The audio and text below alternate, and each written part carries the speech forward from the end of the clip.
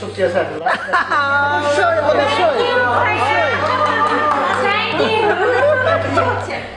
এই লাস্ট গানটা সে কখনই গাইতে চায় না, কিন্তু আসলে তাকে রিকোয়েস্ট করবো গানটা গাওয়ার জন্য। It is true for each and every one of us. এটা হচ্ছে আমরা তো বড় বড় মানুষের কথা শুনলাম, নজরুলের কথা শুনলাম, রবীন্দ্রনাথের কথা শুনলাম। আমাদের দেশের সাধারণ মানুষরা যে অসাধারণ গান লিখতে পারে, অসাধারণ সুর দিতে পারে, এটা এটা কিন্তু ইটস এ ফ্যাক্ট। বন্ধুদের নাম গিয়াসুদ্দিন, তিনি আসছেন আমার আমি জানি খুব পছন্দ, কিন্তু this song is true for each and every one of us. Giasuddin সাহেব আসছেন, আসছেন একটা রিকোয়েস্ট যে স্যার আমি গত 20 বছর ধরে গান লিখতেছি, গানের সুর করি, কিন্তু আমি রেডিও টেলিভিশনের লিস্টেড আর্টিস্ট না। আপনি যদি খালি কাউকে একটা টেলিফোন করে বলে দেন আমি শেষ বয়সে রেডিও টেলিভিশনের একটা ইন্ডাস্ট্রিয়াল আর্টিস্ট হইতে পারি, মনটা আমার ভালো। আমি বদরুল গান শোনাইলেন আমাকে, এই গানটা শোনাইলেন, আমি একটা চিঠি কাগজ দিলাম, উনি ইমিডিয়েটলি নজর আলী খান, তখন তিনি বিটিভির প্রোগ্রামের দায়িত্ব ছিলেন, জেনারেল ম্যানেজার ছিলেন, ওনাকে চিঠি লিখলেন যে নজর ভাই এই লোকটিকে আপনার কাছে পাঠাচ্ছি, আমি খুবই খুশি হবো যদি ইমিডিয়েটলি তাকে আপনি টেলিভিশনের এনলিস্টেড গীতিকার করতে পারেন। তো সে আমার কথা রেখেছে, বদরুল গেছেন সেখানে, ইমিডিয়েটলি তাকে টেলিভিশনের এনলিস্টেড গীতিকার করা হয়েছে, তিনি দেশে ফিরে গেছেন, ফিরে গিয়ে মারা গেছেন। এই পার্টিকুলার গানটা আমাদের এক্সপেকটেশন ছিল 2টা, সেই জায়গায় 2টা আমরা বোনাস পাচ্ছি। ব্যাপার না, কিন্তু রাত হয়ে গেছে না, we couldn't miss it actually. Good.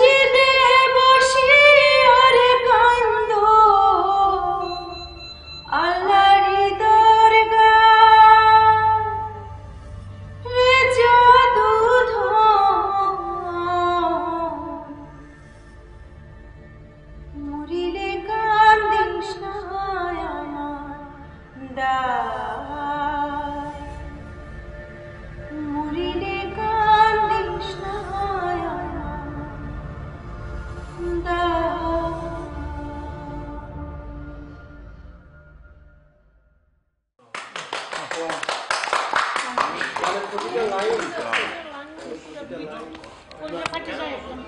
হচ্ছে Giasuddin.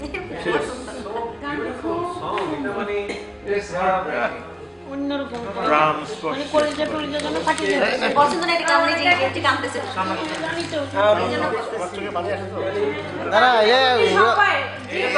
Anybody can be hurt.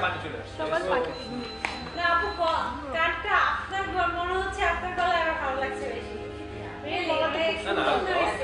না পরিবেশটাও আর পরিবেশটা গানের জন্য তৈরি পরিবেশ, সবাই মানে এটা সংস্কৃতি মানে পরিবার, তো এরা সিনেমা টিনেমা গান টান নিয়ে।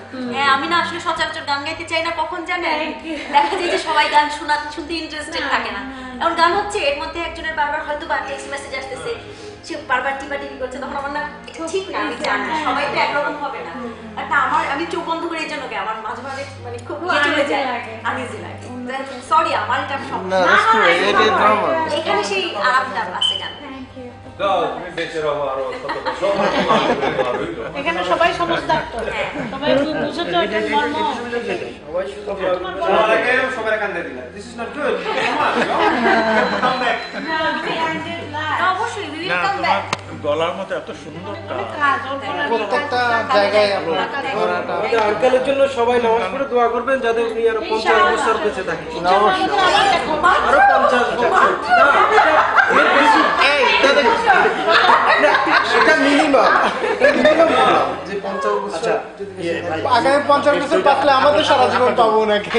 আমি প্রথম এখানে আসলাম চিকিৎসার জন্য, ফার্স্ট টাইম আগে আমার ডাক্তারের সঙ্গে মানে একটা স্টোন কাটারিং, এটা ওদের কিন্তু আমি দিচ্ছি 1 কোটি টাকা নিচ্ছে। না না, ওদের কিছু তুমি $125,000, তার মানে 1 কোটি টাকা কিছু বেশি।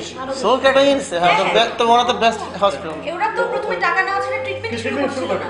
ওকে অপারেশন থিয়েটারে ঢুকাইছে, অপারেশন শুরু করবে না, মানে মেডিকেল টাকা দেওয়া ছাড়া। আমি তো তখনও টাকা পুরোটা জোগাড় হয়নি, টাকা থেকে আসতেছে না। কারণ আমি তো আসার সময় তো আমি তো হাত করে কাটলাম, ক্যাশ টাকা থাকে না, কথা দিচ্ছি কাল তোমাকে ফুল টাকা। ক্যাশ তো আনাও যায় না এত। ক্যাশ তো আনা যায় না, ডাক্তারের সঙ্গে আমার দেখা হলো, দাও অস্ট্রেলিয়া শেষ করে দিতে পারছে না, মানে ট্রান্সফার হতে সমস্যা হচ্ছে, ওয়ার ট্রান্সফার আমরা টাকা দিতে পারছি, সেটা ইম্পর্টেন্ট। দিতে পারছে, দ্যাট ইজ ইম্পর্টেন্ট। এটা হচ্ছে ডাক্তারের নাম হচ্ছে স্টিফেন আর্মিচ। দেখলো আমাকে, আমার সমস্ত কাগজপত্র সব সিঙ্গাপুর থেকে, আমি ডিরেক্টর হচ্ছে সিঙ্গাপুরে, ওই সমস্ত কাগজপত্র তাকে দেখালাম, দেখে বললাম doctor which, am I going to die? Dr. Vic বলল yes. আমার তো কোন জায়গায় গেল বললো yes, you are going to die. তারপরে বললো listen, we all are going to die.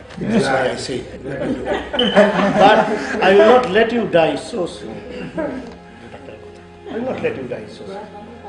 ইনশাআল্লাহ ইনশাআল্লাহ না না, মৃত্যু নেই, আমার কোনো ইয়ে নাই। না না, এটা একটা যখন সময় আসবে, হ্যাঁ তখন Everyone has own schedule. বলেন ইয়াফিরুল্লাহু নাফসান ইজা জাআত, মানে এর মতো যখন সময় আসবে, হ্যাঁ সেটা এক মুহূর্ত আগে আমি কাউকে এক সেকেন্ড আগেও না, এক সেকেন্ড পরে না, এটা ওই সময়তেই সবাই জানে। আর আকাশে আমাদের সূরা বনী ইসরাঈলের একটা আয়াত আছে, আমার খুব পছন্দ।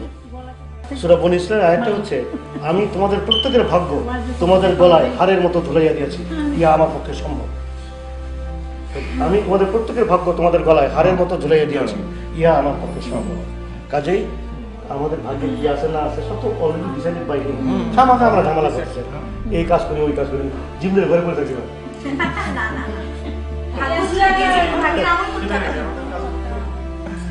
এখন তোমাকে খাবার দিয়েছে, খাবারের মানে আমাদের অন্য কি জানি বলে, খাবার যোগানদাতা, রিজিক আল্লাহর হাতে। তাইলে আমরা ঘরে বসে থাকি, আমাদের কিছু শুধুমাত্র মানুষের ঘরে এসে করে দিবে না। শুধু মানুষের রিজিক আল্লাহর হাতে ঠিকই, কিন্তু আমাদেরকে রিজিকটা অর্জন করতে হবে। অর্জন করতে হবে। কিন্তু পশু তুমি পাখি ঘরে চুপচাপ শুয়ে থেকে ঘরে এসে আল্লাহ পিঁপড়া, খাই দিবে। এদের রিজিক কিন্তু আল্লাহর হাতে। ওদের কিন্তু খাবার দেওয়া হবে ওদের।